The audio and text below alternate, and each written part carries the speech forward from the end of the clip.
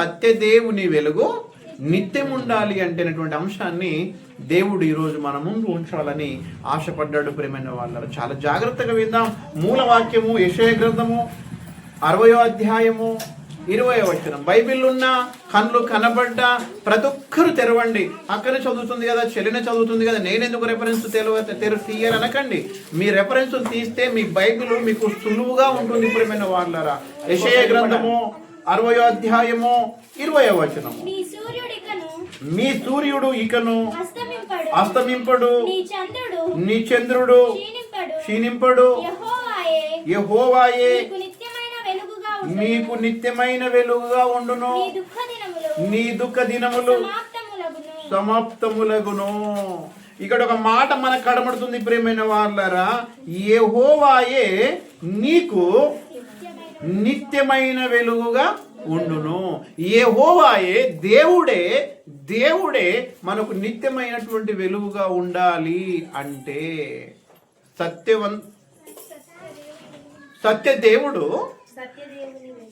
సత్యదేవుని వెలుగు నిత్యం ఉండాలంటే ఇక్కడ వాక్యం ఏం చెబుతుంది మనకు? ప్రియమైన వాళ్ళరా, యెహోవా నీకు నిత్యమైన వెలుగై ఉండును. దేవుడే ప్రియమైన వాళ్ళరా మనకు నిత్యమైన వెలుగై ఉండాలి అంట, ఉంటానంటున్నాడు. అయితే సత్యదేవుడు మనకు నిత్యము వెలుగై ఉండాలి అంటే మనం ఏం చేయాలి?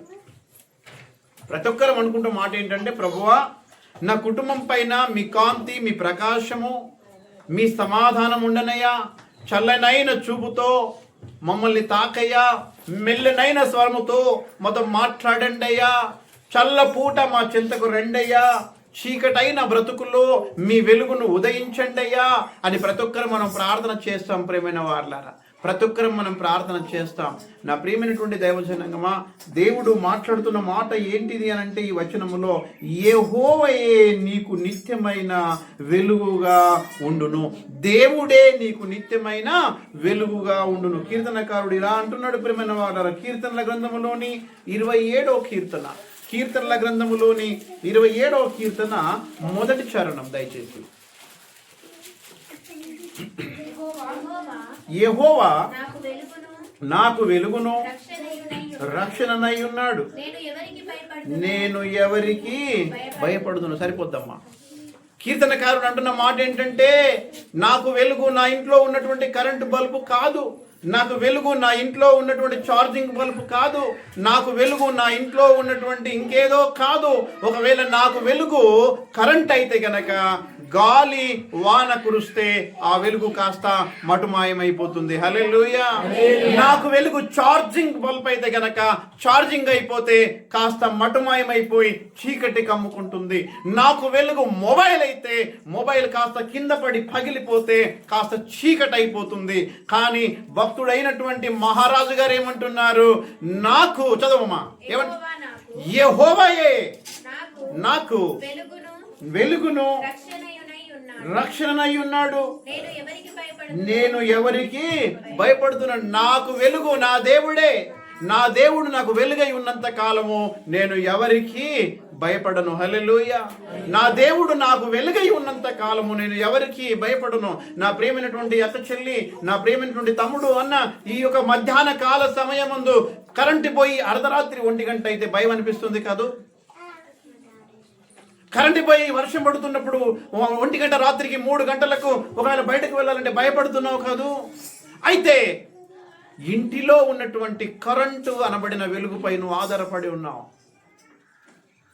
కానీ భక్తుడు ఏమంటున్నాడంటే, యెహోవాయే దేవుడే నాకు వెలుగై ఉన్నాడు. ఆ వెలుగు ఆరిపోని వెలుగు, ఆ వెలుగు ఛార్జింగ్ అయిపోని వెలుగు, ఆ వెలుగు చీకటి ఉన్న చోట ఆ వెలుగు వస్తే చీకటి పారిపోయే వెలుగు.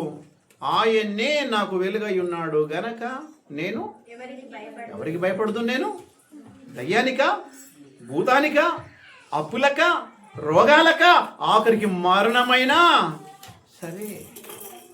ఏ మాటలు ప్రియమైన వాళ్ళరా! సత్యవేద గ్రంథం అనేటువంటిది ప్రియమైనటువంటి దైవజనాంగమా, విలువైనటువంటి మాటలు, కోట్లు పెట్టినా దొరకని మాటలు. నా ప్రియమైనటువంటి దైవజనాంగమా, రాత్రికాల సమయంలో ఈ వాక్యం రాస్తున్న సమయంలో 27వ కీర్తన మొదటి చరణం చదివినప్పుడు నా కళ్ళలో నుండి నీళ్ళొచ్చాయి. ప్రేమైన వాళ్ళ సిగ్గుపడ్డాను. ప్రేమైన వాళ్ళ దేనికి? యెహోవాయే నాకు వెలుగై ఉన్నాడు, ఆయన రక్షణై ఉన్నాడు. ఆయన నేను ఎవరికి భయపడుతున్నాను? ఏంటి ప్రభువా, ఏంటి ఈ వాక్యం ఎలా చెప్పాలి? నేను కొన్నిసార్లు నేను కూడా భయపడ్డాను కదా, భయపడే రోజులు ఉన్నాయి కదా. అంటే రకరకాల వెలుగుపై ఆధారపడ్డా. కుటుంబం అనే వెలుగు, రక్త సంబంధులనే వెలుగు, డబ్బులున్న వారు అనే వెలుగు, బంధువులు అనబడిన వెలుగు, రకరకాల వెలుగులపైన ఆధారపడ్డాం ప్రభువా. ఆ వెలుగులు కాస్త ఛార్జింగ్ అయిపోతే, గాలి తుఫాన్లు అయితే మాయమైపోయే వెలుగులవి. కానీ ఎప్పుడు ఎల్లప్పుడూ ఛార్జింగ్ అయిపోని వెలుగు ఏదైనా ఉందా? ఎంతటి చీకటినైనా తోలవేసే లేదా త్రోసి వేసి తోల వేసేటువంటి శక్తి కలిగిన వెలుగు ఏదైనా ఉందా అంటే ఆ వెలుగు నీవు నమ్మినటువంటి నజరేయుడైన యేసుక్రీస్తే. హల్లెలూయా. నమ్మాలి ప్రేమైన వాళ్ళరా, నమ్మాలి. భయం లేదుగా, దిగులు లేదుగా. యేసును నమ్మిన వారికి అని పాట పాడతాం. ఉరుముతే భయపడతాం, మెరిస్తే భయపడతాం, చిన్నపాటి రోగానికి భయపడతాం, చిన్నపాటి నిందకు భయపడతాం, చిన్నపాటి అప్పుకు భయపడతాం. వాస్తవానికి మన జీవితాలను దేవుడే వెలిగిస్తే, మన జీవితాలు దేవుని వెలుగు చేత వెలిగింపబడితే, భక్తుడు అన్నట్టుగా మనం అంటాం ప్రియమైన వాళ్ళరు. ఏమంటాం? యెహోవాయే నాకు వెలుగును రక్షణ అయి ఉన్నాడు, నేను ఎవరికి భయపడతాను? నేను ఎవరికి భయపడతాను? సత్యవంతుని వెలుగు నిత్యం ఉండాలి అంటే అందరికీ కావాలి ప్రేమైన వాళ్ళరా. ఎవరికైనా దేవుడిచ్చే వెలుగు కావాలా తల్లి, కావాలా చెల్లి, కావాలా అన్న అంటే అందరం చేతులు ఎత్తుతాం. అవును, నా దేవుడు నన్ను వెలిగించాలి, నా దేవుడు నాకు వెలుగై ఉండాలి, నాకు వెలుగై ఉండాలి, నా కుటుంబానికి వెలుగై ఉండాలి, నా ఇంటికి వెలుగై ఉండాలి, నా సంఘానికి వెలుగై ఉండాలి. బాగుంది, కానీ కొన్ని కండిషన్స్. ఛార్జింగ్ బల్బ్ వెలగాలంటే దానికి ఛార్జ్ అవసరము, మొబైల్ నడవాలంటే దానికి ఛార్జింగ్ అవసరము, బైక్ నడవాలంటే దానికి పెట్రోల్ అవసరము, ఫ్లైట్ ఎత్తబడాలంటే దానికి ఫ్లైట్లో పైలట్ అవసరము, ట్రైన్ నడవాలంటే కరెంటు బొగ్గు అవసరము. నీ కుటుంబానికి, నీ వ్యక్తిగత జీవితానికి, నీ సంఘానికి సత్యదేవుడు నిత్యమైన వెలుగుగా ఉండాలంటే కొన్ని కండిషన్స్ ఉన్నాయి. ఏ కండిషన్స్? ఆ కండిషన్స్ ఏంటి నేర్చుకుందాం. అదే ఈరోజు మన పాఠం. ప్రేమైన దైవజనంగమా, సత్యవంతుడైన దేవుడు నిత్యమైన వెలుగుగా నీ కుటుంబానికి ఉండాలన్నా, నీ జీవితంలో ఉండాలన్నా, నీ సంఘములో ఉండాలన్నా కొన్ని కండిషన్స్ పాటించాలి. ఏంటి ఆ కండిషన్స్? మొట్టమొదటి చెప్తాను, రాసుకోండి త్వరగా. మొట్టమొదటిది చెప్తాను, రాసుకోండి ప్రేమైన వాళ్ళ త్వరగా. దేవుడు, ప్రేమైనటువంటి దైవజనంగమా, మనకు నిత్యమైన వెలుగుగా ఉండాలి. దేవుడే మన జీవితాన్ని వెలిగించాలి, ఆ వెలుగు దేవుడయ్యే ఉండాలి అనేటువంటి ఆశ మనకుంటే మనలో 3 ఉండాలి, 3 క్వాలిటీస్ ఉండాలి. మొట్టమొదటి చెప్తున్నాను, దేవుడు మనకు నిత్యము వెలుగై ఉండాలి అంటే మనం చేయవలసింది అన్నిటిలో యథార్థత కలిగి బ్రతకాలి. నీ కుటుంబానికి, నీ వ్యక్తిగత జీవితానికి, నీ సంఘానికి దేవుడే వెలుగై ఉండాలి అంటే ఏం చేయాలమ్మా? మొట్టమొదటి మాట, అన్నిటిలో యథార్థత కలిగి బ్రతకాలి. అన్నిటిలో అంటే ఎన్నిటిలో అన్న బాగా వినాలి ప్రియులారా, బాగా వినాలి.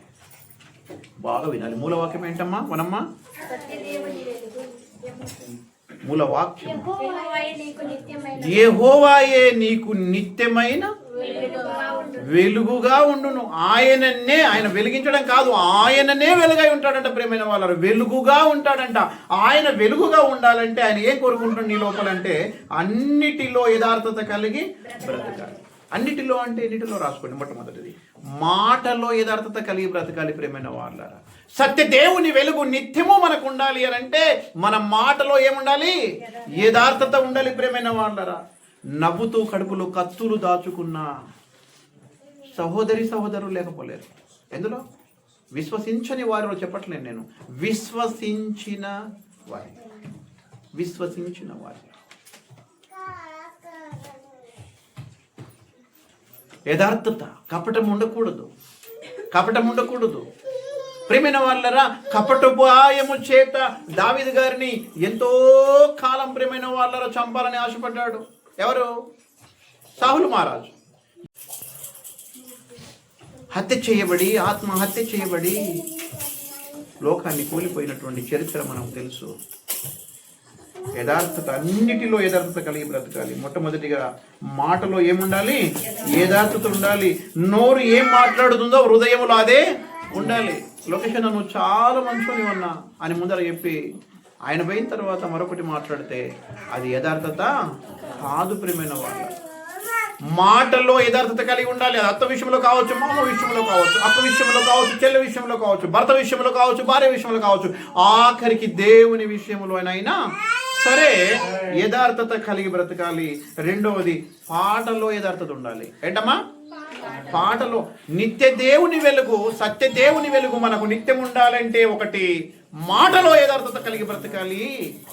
రెండవది పాటలో యథార్థత ఏంటన్నా? పాటలో యథార్థత ఏంటి చెప్పనా? జాగ్రత్త వినాలి. పాటలో యథార్థత ఏంటి? ఒకటి మాట యందు యథార్థత కలిగి ఉండాలి. రెండవది పాట యందు యథార్థత. పాటలో యథార్థత ఏంటి అంటే, ప్రేమైన దైవజనులు ఒకరు పాడితే వారి స్వరం బాగలేకనో, వారి ఆరోగ్యం బాగలేకనో, వారి మానసిక స్థితి బాగలేకనో చక్కగా పాడకపోతే రెండో వ్యక్తి ఎలా పాడాలి అంటే, పాడుతున్నటువంటి పాట ద్వారా దేవునికి మహిమ రావాలి, పాడుతున్నటువంటి పాట ద్వారా పక్కుల్లో పురికొల్పింపబడాలి, పాడుతున్నటువంటి పాట ద్వారా పక్కులకు పశ్చాత్తాపం రావాలి అని పాడితే తప్పులేదు ప్రియులారా.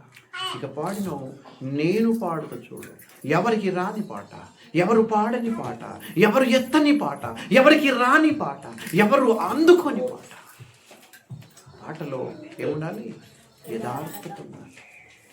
లేదా ఒకరు పాడితే మనం పేదాలు కదిలిస్తాం, స్వరం వినిపించం. ఎందుకంటే ఎక్కడ ఆ చెల్లె, ఆ తమ్ముడు, ఆ అన్న హైలైట్ అవుతాడో. ఇప్పుడు ఆమె పాడుతుండగా నేను పాడాను అనుకోండి, ఎక్కడ హైలైట్ అవుతాడు. జాగ్రత్త సుమా. దేవుడంటే క్షమించే దేవుడే అనుకుంటున్నాం, ప్రేమించే దేవుడే అనుకుంటున్నాం, మారని దేవుడు అనుకుంటున్నాం, ఓకే. కానీ ఆయన ఉగ్ర రూపము గనక దాలిస్తే ప్రియులారా, ఆయన చూపుకు మనం తట్టుకోలేం, ఆయన చూపుకే మనం తట్టుకోలేం. సత్యదేవుని వెలుగు నిత్యం ఉండాలి నీ కుటుంబానికి, వ్యక్తిగత జీవితానికి, సంఘానికి. అంటే అన్నిటిలో యథార్థత కలిగి బ్రతకాలి. అన్నిటిలో అంటే మాటల్లో యథార్థత, మాటల్లో యథార్థత. ప్రియమైన వాళ్ళని వస్తున్నాయి, ఈ పలుకులు మీ చెవులోకి వస్తున్నాయి. మీరేం చేసుకోవాలి? చెప్తున్నా నేనైనా, వింటున్నా మీరైనా, ప్రభువా ఇదివరకు నా మాటలో యథార్థత లేదయ్యా. కొన్నిసార్లు నా భర్తను పోగడానికి ప్రయత్నం చేశాను, కొన్నిసార్లు నా భార్యను కాంప్రమైజ్ చేయడానికి ప్రయత్నం చేశాను, కొన్నిసార్లు నా సంఘానికి మెప్పించాలి, కప్పిపెట్టాలని ప్రయత్నం చేశాను. మాటలో యథార్థత లేదయ్యా. ఇది మొదలుకొని మాట్లాడితే అవునంటే అవును, కాదంటే కాదన్నట్టుగానే ఉంటది, కానీ నా మాటల్లో మాయలు ఉండకపోవునుగాక అని మనం నిబంధన చేసుకోవాలయ్యా. రెండవది పాట గురించి చెప్పాను. ఒకరు పాడితే ఇంకొకరు పాడితే సపోర్ట్ చేస్తే ఎక్కడ హైలైట్ అయిపోతాడో, ఎక్కడ హైలైట్ అయిపోతుందని ఎప్పుడు కూడా ఉండకూడదు. రాని పోని ఎప్పటి పాట నేను పాడుతాను ఇక చూడండి అని ఎప్పుడు నిలబడకూడదు. వాక్యం చెప్పి నేనైనా సరే చాలా యథార్థత కలిగి ఏం చేయాలమ్మా? పాడాలి. మాటలో యథార్థత, పాటలో యథార్థత, ప్రార్థనలో కూడా యథార్థత ఉండాలి. ప్రార్థనలో కూడా యథార్థత లేదు. ప్రార్థనలో యథార్థత లేకపోవడం ఏంటన్నా? ప్రార్థనలో యథార్థత లేకపోవడం ఏంటంటే, నా కొడుకు జ్వరం వచ్చింది,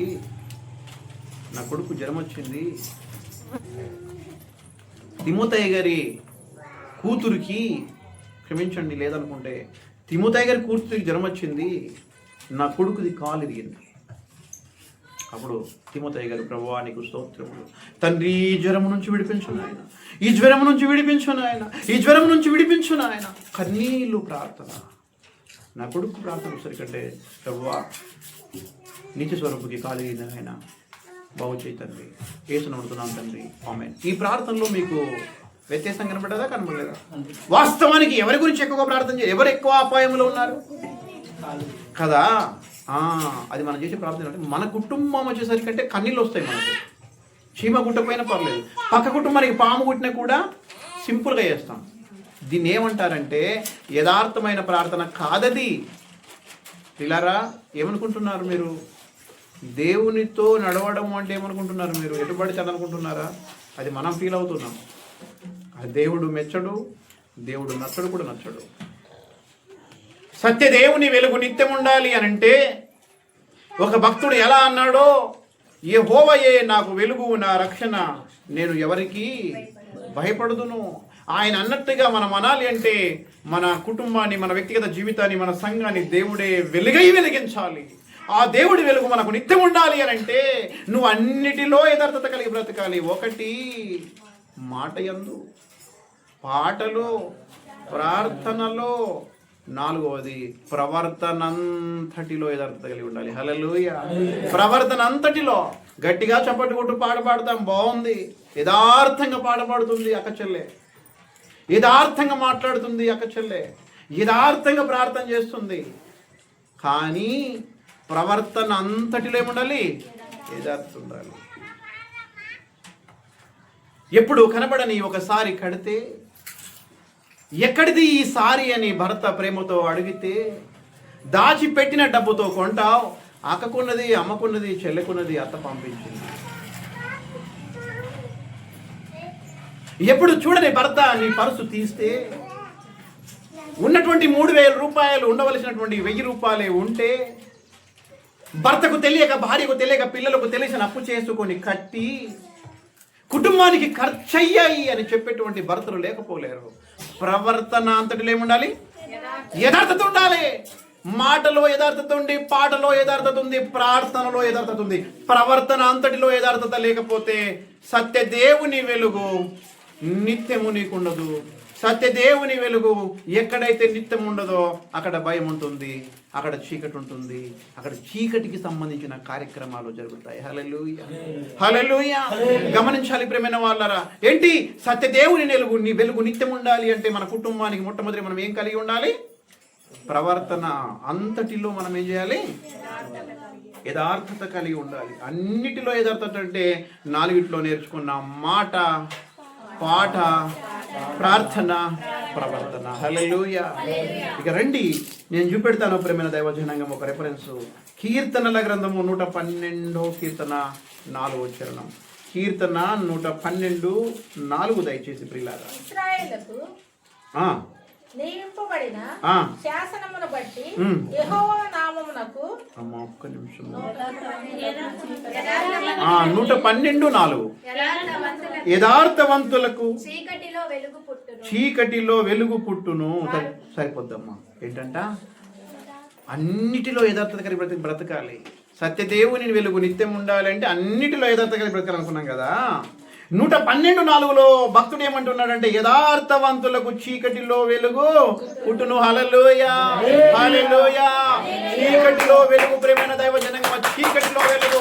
మీరు నమ్మాలి, మీరు భయపడకూడదు. చీకటిని చూసి భయపడకూడదు. చీకటి అనబడిన రోగము కావచ్చు, చీకటి అనబడిన చేతబడి కావచ్చు, చీకటి అనబడిన అప్పు కావచ్చు, చీకటి అనబడిన అనారోగ్య సమస్య కావచ్చు. యథార్థత అనేటువంటిది నీలో ఉంటే చీకటిలో సైతం ఏముడుతుంది? నా దేవుని వెలుగు పడుతుంది. ఏమనుకుంటున్నారు మీరు? యేసు నామములో ఈ చీకటి వెళ్ళిపోవును గాక అని చెప్పే పని లేక ముందే వెలుగై నీ యందు ఉదయిస్తాడు నా దేవుడు. నా ప్రియమైన దైవజనంగం, యథార్థవంతులకు చీకటిలో వెలుగు పుట్టును, చీకటిలో వెలుగు పుట్టును. కాదంటారా ప్రియమైన వాళ్ళరా? ఎర్ర సముద్రం పాయలు చేయలేదా? మారాను మన్నాగా మధురముగా మార్చలేడా? ఏమనుకుంటున్నారు? చీకటిని వెలుగు చేసి సమస్య నా దేవునికి. కాకపోతే మనలో ఏముండాలి? వెరీ గుడ్, యథార్థత ఉండాలి. రండి ప్రియమైన దైవజనగమా, దినవృత్తాంతముల 2వ గ్రంథము దయచేసి. దినవృత్తాంతముల 2వ గ్రంథము 16వ అధ్యాయము. దినవృత్తాంతముల 2వ అధ్యాయం 16వ అధ్యాయంలోని 9వ వచనము. తన ఎడల యథార్థ హృదయము గల వారిని బలపరచుటకై యెహోవా కనుదృష్టి లోకమందంతటా సంచారం చేయుచున్నది. ఎవరిని బలపరుస్తాడంట దేవుడు? తన ఎడల యథార్థత. దేవుని ఎడల యథార్థత ఉంటే అందరి ఎడల మనకు యథార్థత ఉంటుంది. ఎవరిని దేవుడు బలపరుస్తాడంటే నీ లోపల ఎప్పుడైతే యథార్థత ఉంటుందో అప్పుడే నా దేవుడు నిన్ను బలపరచగలడు. ఎందులో? ఆరోగ్యంగా బలపరచగలడు, ఆర్థికంగా బలపరచగలడు, శారీరకంగా బలపరచగలడు, ఆత్మీయంగా బలపరచగలడు. యథార్థత లేనంత కాలము నా దేవుడు నిన్ను బలపరచలేడు. ప్రేమైన వాళ్ళ గ్రంథము 38వ అధ్యాయము 1-6 వచనాలు రాసుకోండి. యెషయా గ్రంథము 38వ అధ్యాయము 1-6 రాసుకోండి. 3వ వచనం ఒకటి కనుక మనం గమనిస్తే, హిజ్కియా రాజుకి మరణకరమైనటువంటి వ్యాధి ఒకటి వస్తుంది. అప్పుడు ప్రవక్త అయినటువంటి యెషయా గారిని దేవుడు పంపిస్తాడు. ఏమని చెప్పడానికి? అయా, నీళ్లు నువ్వు చక్కబెట్టుకో, నీ మరణ దినాలు సమీపముగా ఉన్నాయి అని చెప్పినప్పుడు అప్పుడు హిజ్కియా గారు ఏం చేశారు? 3వ వచనం, యెహోవా యథార్థ హృదయుడనై సత్యముతో నీ సన్నిధిని నేనెట్లు నడుచుకొంటినో, నీ దృష్టికి అనుకూలముగా సమస్తమును నేనెట్లు జరిగించుతునో కృపతో జ్ఞాపకం చేసుకోమని హిజ్కియా కన్నీళ్లు విడుచుచు యెహోవాను ప్రార్థన. చాలక్క ప్రేమైన వాళ్ళారా, నేను యథార్థతను గురించి మాట్లాడుతున్నా. యథార్థవంతులకు 112:4 యథార్థవంతులకు చీకటిలో వెలుగు పడుతుందట. హిజ్కియా గారి యొక్క జీవితము రోగము అనబడిన చీకటితో కమ్మపడ్డది, మరణము అనబడిన చీకటి చేత కమ్మపడ్డది. ప్రేమైన వాళ్ళారా, మీరు నమ్మాలి, బాధ, వేదన, కన్నీళ్లు అనబడిన చీకటి చేత కమ్మపడ్డది. అయితే ఒక ప్రవక్త గారు వచ్చారు, నువ్వు మరణించబోతున్నావు, నీకు ఇంకెన్నో రోజులు లేవు గనక నీళ్లు చక్కబెట్టుకో, అపరాధాలు ఏమైనా ఉంటే తప్పులు ఒప్పుకో, వాటిని విడిచిపెట్టు, పశ్చాత్తాపపడు, నువ్వు పవిత్రమైన పరలోకానికి వెళ్ళాలి, కానీ నరకానికి వెళ్ళకూడదు అని పాఠం చెప్పినప్పుడు ఆయన చేసిన ప్రార్థనని ఆ 3వ వచనం. ఆయన ఏమంటున్నాడు? తండ్రి తండ్రి తండ్రి యెహోవా యథార్థ హృదయుడనై, నేను యథార్థవంతుని ప్రభువా, నీకు తెలుసు నేను యథార్థవంతుడిని. చెప్పగలమా ప్రేమైన వాళ్ళ? ఎందులో యథార్థత? అత్త విషయంలో యథార్థత, కోడలి విషయంలో యథార్థత, కూతురి విషయంలో యథార్థత, కోడలి విషయంలో యథార్థత, అల్లుని విషయంలో యథార్థత, కొడుకు విషయంలో యథార్థత, సేవకుని విషయంలో యథార్థత, భర్త విషయంలో, అన్ని విషయంలో ఎలా యథార్థత కలిగి ఉన్నాను ప్రభు నేను, నువ్వు ఎరుగుదువు కదా. ఇదిగో మరణమనబడిన చీకటి నన్ను కప్పివేసింది, అపాయమనబడిన చీకటి నన్ను కప్పివేసింది, రోగమనబడిన చీకటి నన్ను కప్పేసింది, శాంతి లేదు, సమాధానము లేదు, మంటల చేత, వ్యాధి చేత, పోట్ల చేత నేను భరిస్తున్నానయ్యా అని యథార్థ హృదయమును కలిగి, యథార్థ జీవితము కలిగి ఆయన సన్నిధిలో కన్నీళ్లు విడుస్తూ ప్రార్థన చేశాడు. మనం కన్నీళ్లు విడవమా? విడుస్తాం. మనము ప్రార్థన చేయమా? చేస్తాం. మనము ఉపవాసం ఉండమా? ఉంటాం. కానీ కొన్ని విషయాలలో యథార్థతను పాటించము. అదే ఈరోజు చీకటి చేత మన జీవితాలు రింపబడి ఉండడానికి కారణం ఏంటంటే కొన్ని విషయాల్లో యథార్థత కలిగి ఉందాం. ఈ మెసేజ్ సిద్ధపడుతున్నాను నేను, ఖచ్చితంగా యథార్థత గురించి రాస్తున్నా. ఒక సందర్భం వచ్చింది, మా జాన్స్ అంటుంది నన్ను, అన్ని ఓపెన్గా చెప్పేస్తావు ఏంటి నువ్వు, అన్ని ఓపెన్గా చెప్పేస్తావు. అప్పుడు అది తనన్న తప్పు కాదు. ఒక ఆవేదనతో ఆ మాట అంది. మూర్ఖురాలు మాట్లాడినట్లుగా మాట్లాడతావేంటి? ఎవరన్నారు? యోబు గారు అన్నారు. అలానే యోబు గారి సతీమణి గారు తప్పేమన్నా చేశారా? బాధను భరించలేక ఆమెకు వచ్చినప్పుడు వేదన ప్రేమైన వాళ్ళ యోబు గారి సతీమణి ఎప్పుడు తప్పకూడదు. ఈ వాక్యం ఖచ్చితంగా అదే రాత్రిని పెనబట్టి నేను అక్కడి నుంచి మాట్లాడుతుంది. నవ్వొచ్చింది నాకు. దేవా, ప్రేమైన వాళ్ళరా, యథార్థవంతుడు ఎవరు? హిజ్కియా. యథార్థమైన ప్రార్థన, యథార్థత కలిగి యథార్థతతో ప్రార్థన చేశాడు, కన్నీళ్లు విడిచాడు. ఆమెనన్నాడో లేదో ప్రేమైన వాళ్ళ 6వ వచనాన్ని చూస్తే, ఏ ప్రవక్తను పంపించి దేవుడు నీవు మరణం కాబోతున్నావు, నీ రోజులు అయిపోయాయి, నీళ్లు చక్కబెట్టుకోమని చెప్పాడో అదే ప్రవక్తను పంపించి నీకు ఇంకా 15 సంవత్సరాల ఆయుష్ పడిగింది. హల్లెలూయా, హల్లెలూయా. దీనంతటికి కారణం ఏంటంటే యథార్థత. నా సహోదరి, నా సహోదరుడా, అక్క, చెల్లి, తమ్ముడు, అన్న, ఏ చీకటి చేత నువ్వు కప్పబడి ఉన్నావు? నీ కుటుంబం ఏ చీకటిలో ఉంది? నీ సంఘం ఏ చీకటిలో ఉంది? నీ వ్యక్తిగత జీవితం ఏ చీకటిలో ఉంది? అది రోగమా? అది భయమా? అది ఇరుక, ఇబ్బందా? అదేంటి శరీర సంబంధమైన చీకట?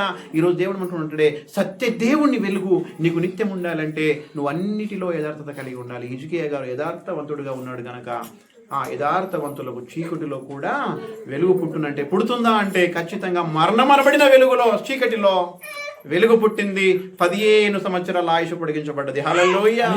నీ చీకటిని నా దేవుడు విడిపించుటకు సామర్థ్యుడు కాడా అంటే ఖచ్చితంగా సామర్థ్యుడే.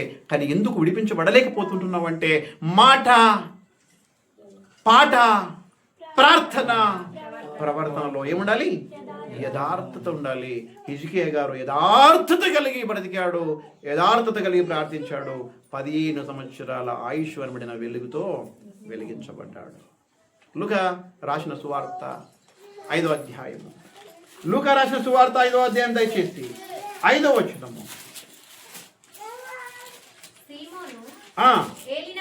ఏలినవాడా రాత్రి అంతయు ప్రయాసపడితిమి గాని మాకు ఏమీ దొరకలేదు, అయినను నీ మాట చొప్పున వలలు వేత్తునని ఆయనతో చెప్పెను. మనందరికీ తెలుసు, యేసు ప్రభుల వారు ధోని ఎక్కి వాక్యం చెప్పడము అయిపోయిన తర్వాత పేతురు ఏమి దొరకలేవా నీకు చేపలంటే యథార్థంగా చెప్పాడు. ప్రేమైన వాళ్ళరా, యథార్థంగా చెప్పాడు. రాత్రి అంతా కష్టపడ్డాం దేవా, ఒక చేప దొరకలేదయ్యా. మనం హిందీ వచ్చిన చదువుకుంటూ పోతే దేవుడు చెప్పినట్టు వల లోతుకు కుడివైపుకు వేస్తే వల చితిలిపోయేంత చేపలు పడ్డాయి. ప్రేమైన వాళ్ళరా, పేతురు గారు అంతగా ఆశ్రయించబడడానికి కారణం ఏంటంటే దేవునితో యథార్థంగా మాట్లాడాడు, ఉన్నది ఉన్నట్టుగా ఒప్పుకున్నాడు. హల్లెలూయా. సహోదరి సహోదరుడా, భర్త దగ్గర, భార్య దగ్గర, పిల్లల దగ్గర, కుటుంబం దగ్గర యథార్థంగా ఒప్పుకోపోయినా పర్లేదేమో, తప్పులను విడిచిపెట్టకపోయినా పర్లేదేమో, కానీ ఎవరు లేని సమయంలో ఒంటరిగా నీవు ఉన్నప్పుడు నీ గదిలోనికి వెళ్ళి తలుపు వేసుకొని యథార్థంగా మాట్లాడడం నేర్చుకో దేవునితో. ఉన్నది ఉన్నట్లుగా మాట్లాడడం నేర్చుకో దేవునితో. ప్రభువా, పైకి భక్తి కలిగి బ్రతుకుతున్నాను, పైకి పాట పాడుతున్నాను, నేను పాడిన పాటకు నా జీవితానికి సంబంధం లేదయ్యా, నేను చెప్పిన వాక్యానికి నా బ్రతుకుకు సంబంధం లేదయ్యా, నేను కొట్టిన చప్పట్లకు నా జీవితానికి సంబంధం లేదు నాయన. యథార్థంగా చెబుతున్నాను ప్రభువా, అదొకటే తప్పు చేశాను, ఇక మళ్ళీ చేయను. యథార్థంగా చెబుతున్నాను ప్రభువా, ఇదొకటే పాపం ఉంది, మళ్ళీ చేయను. యథార్థంగా చెబుతున్నాను ప్రభువా, మందిరానికి ఒకటి సమయానికి పోను, ఇంకొకటి లేదయ్యా. నీ వెలుగు నాకు నిత్యం ఉండాలయ్యా. నేను చీకటిలో ఉన్నానయ్యా, రోగం అనే చీకటిలో ఉన్నాను, నింద అనే చీకటిలో ఉన్నాను, భయము అనే చీకటిలో ఉన్నాను, అపవాది చేత శోధన అనే చీకటిలో ఉన్నాను. నీవే నన్ను వెలిగించు, నీవే నాకు వెలుగై ఉండు నాయన. పేతురు గారి జీవితంలో అయా ఆయన ఆకలి చేత ఆయన కుటుంబం అలమటిస్తుంది, సమాధానము లేక చీకటి చేత కప్పబడ్డాడు.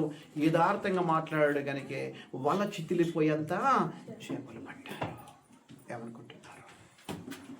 సత్యదేవుని వెలుగు నిత్యం ఉండాలి అంటే అన్నిటిలో యథార్థత కలిగి బ్రతకాలి. నా అక్క చెల్లెలు, నా తమ్ముడు అన్నకి నేను మీకు యథార్థంగా పర్ఫెక్ట్గా ఇప్పటి వరకు ఈ సందేశం అర్థమైంది అనుకొని నేను ముందుకు వెళ్తున్నాను. రెండో పాయింట్కి వద్దాం రండి, దయచేసి రెండో పాయింట్కి వద్దాం రండి. రెండో పాయింట్ రాసుకోండి. నీతి కలిగి బ్రతకవలెను. ప్రేమైన వాళ్ళరా, సత్య దేవుని వెలుగు మనకు నిత్యం ఉండాలంటే మనలో ఏముండాలి? నీతి ఉండాలి. ఒకటి యథార్థత ఉండాలి, రెండవది నీతి ఉండాలి. రండి, నీతి అనేటువంటిది 3 రకాలు ప్రేమైన వాళ్ళరా. ఒకటి స్వనీతి, రెండవది సమాజములో దొరికే నీతి, మూడవది దేవుని దగ్గర దొరికే నీతి. స్వనీతి, సమాజ నీతి, దైవనీతి. అయితే ఈ రోజుల్లో చాలాసార్లు ఏం చేస్తాం మనము అనంటే స్వనీతి పైన ఆధారపడతాం. నాకంటే ఎక్కువ ఎవరు తెలుస్తుంది, నాకంటే ఎక్కువ ఎవరు చదువుకున్నారు, నాకంటే ఎక్కువ ఎవరు చెప్పగలరు, నాకంటే ఎక్కువ ఎవరు తెలుస్తుంది అని మన స్వనీతి పైన, సొంత నీతి పైన ఆధారపడతాం. ఇంకా కొన్నిసార్లు ఏం చేస్తామంటే సమాజంలో దొరికే నీతి, అమ్మో ఆయన కలెక్టర్ చదివాడు, అమ్మో ఆయన డాక్టరేట్ అయ్యాడు, అమ్మో ఆయన ఇంజనీరు, అయితే ఆయన చెప్పినట్టుగా ఆయన నీతి పైన ఆధారపడతాం అనుకుంటాం ప్రేమైన వాళ్ళరా.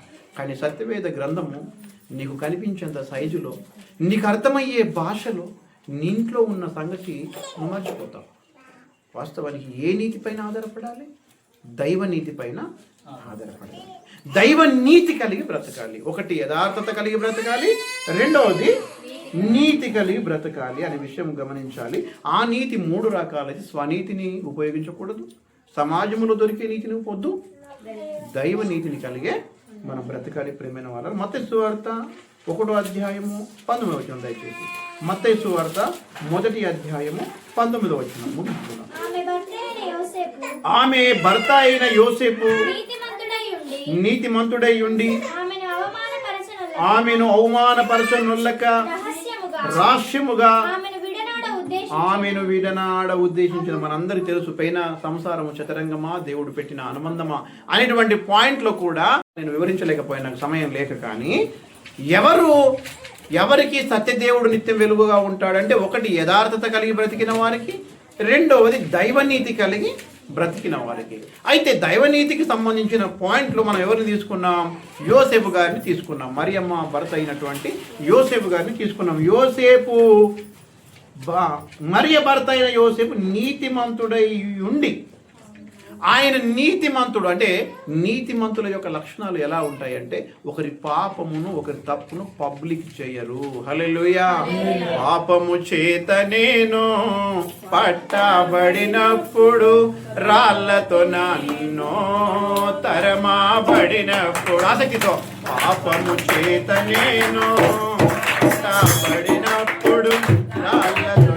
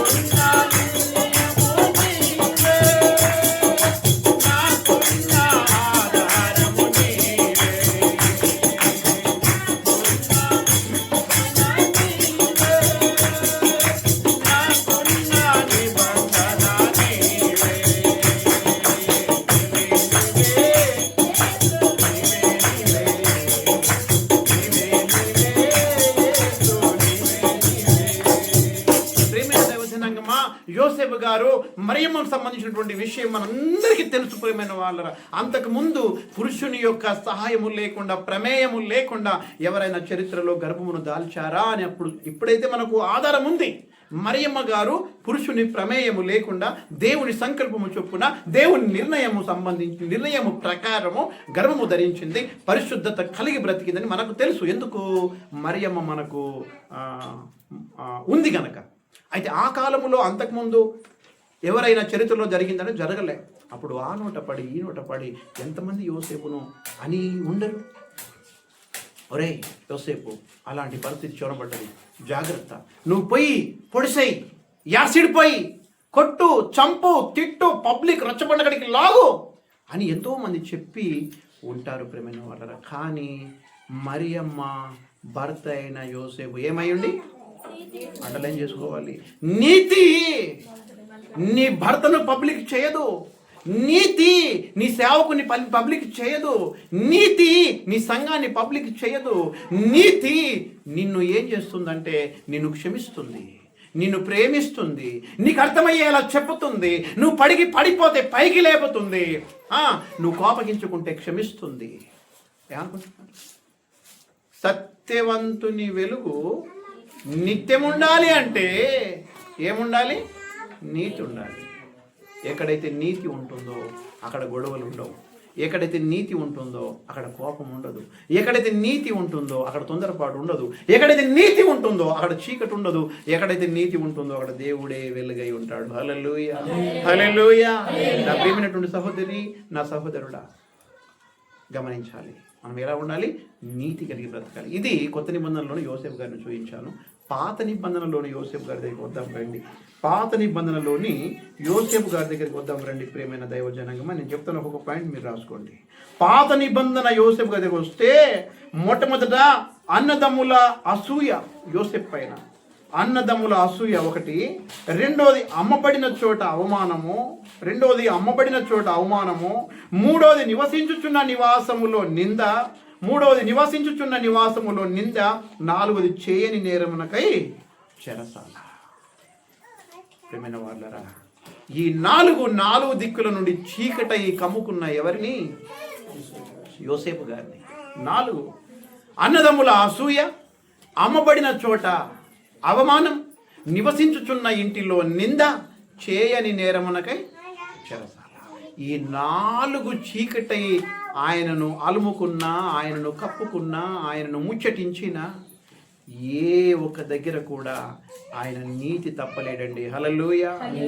ఏమనుకుంటున్నారు? ఏ ఒక్క దగ్గర కూడా ఆయన నీతి తప్పలేడు. ప్రియమైన వాళ్ళరా, నీతి తప్పలేడు గనుకే యథార్థవంతులకు చీకటిలో ఏం పుడుతుంది?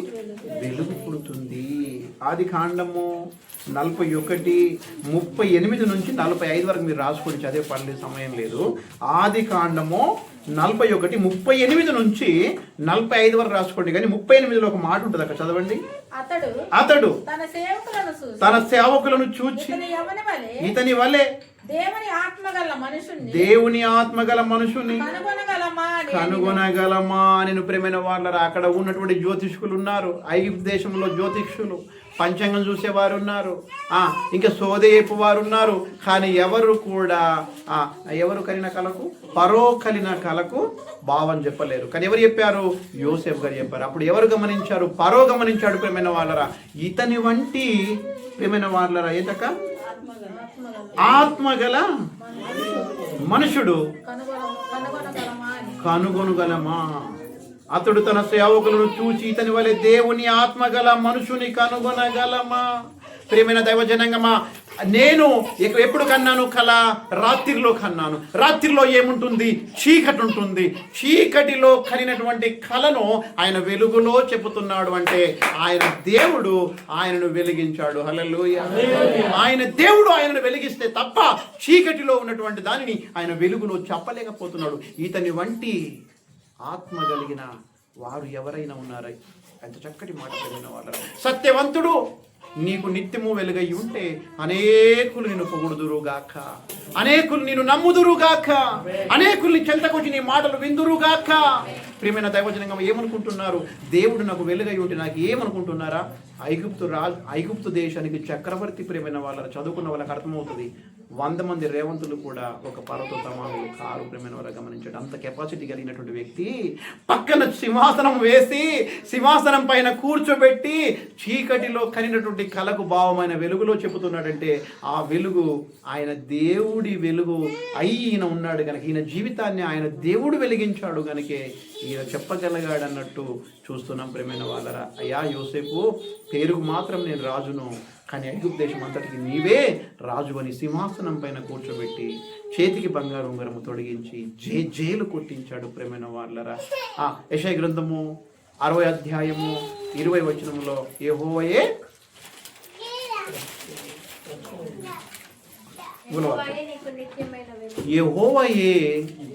నీకు నిత్యమైన వెలుగు. దేవుడే ఎప్పుడు మనం నిత్యమైన వెలుగుగా ఉండాలి అంటే ఒకటి ఫస్ట్ పాయింట్ ఏంటి? యథార్థత కలిగి బ్రతకాలి. రెండవది నీతి కలిగి బ్రతకాలి. మూడవది చెప్పి నేను ముగిస్తాము రండి, క్రీస్తునే కలిగి జీవించవలను. క్రీస్తునే అనలే, నేను క్రీస్తును అనలేను, క్రీస్తునే కలిగి బ్రతకాలి లేదా జీవించాలి. క్రీస్తును అనడానికి క్రీస్తునే అనడానికి మనకు తెలుసు తేడా. ఇక చెప్పే పని లేదు, సమయం ఎక్కువ అవుతుంది కనుక క్రీస్తునే కలిగి బ్రతకాలి.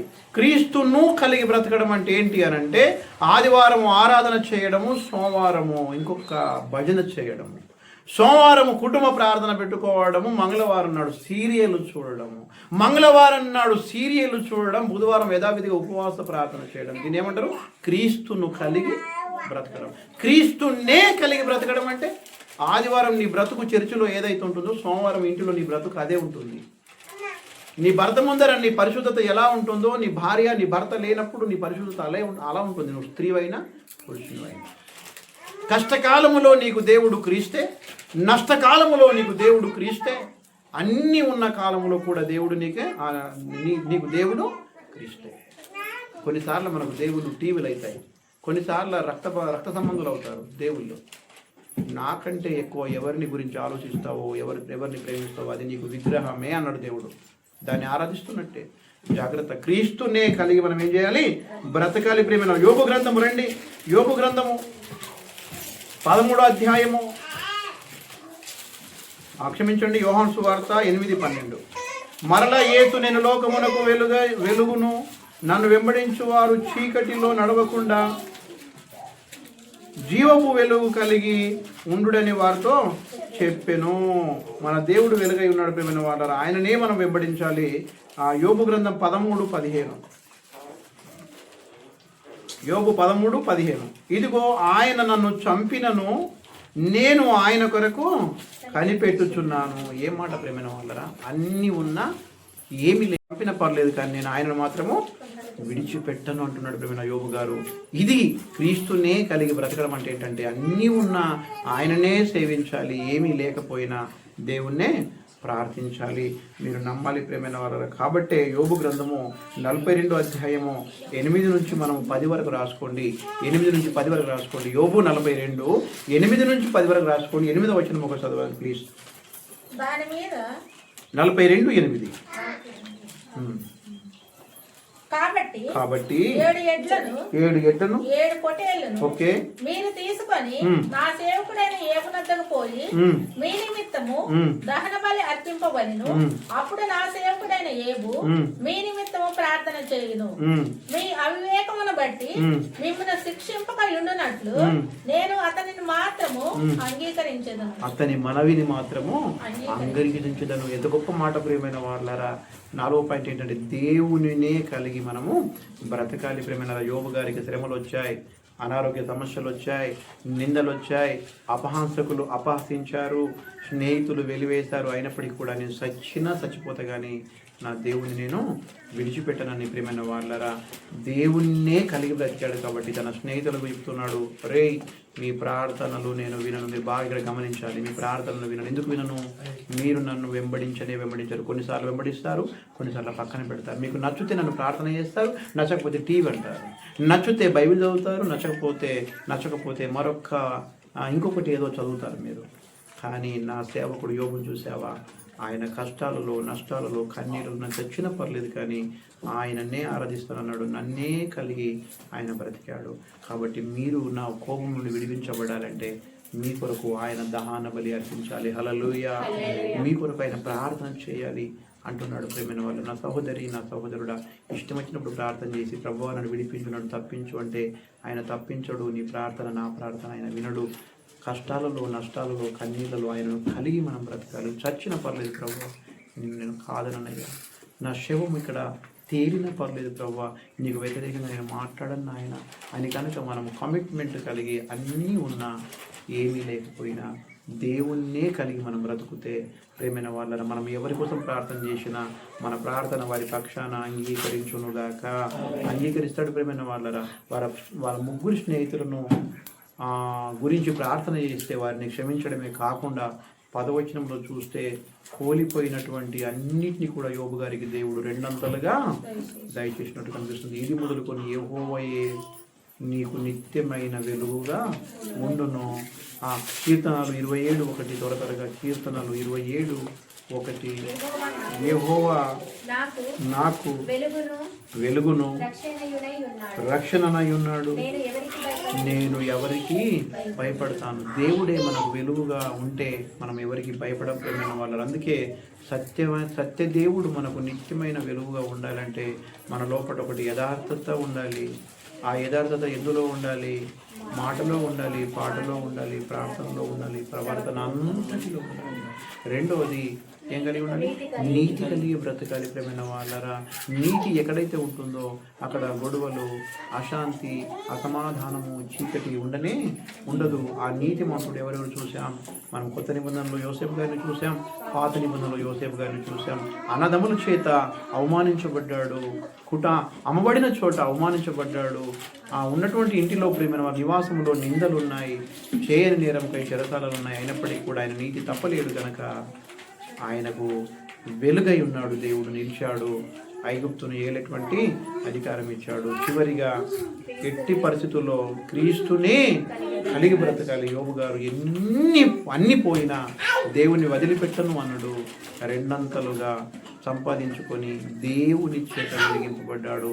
సత్యదేవుణ్ణి నిత్యమైన వెలుగుగా మనకు ఉండాలి. దేవుడే వెలుగై ఉండాలంటే ఈ 3 లక్షణాలు కలిగి ఉందుముగాక. కొద్ది మాటలు దేవుడు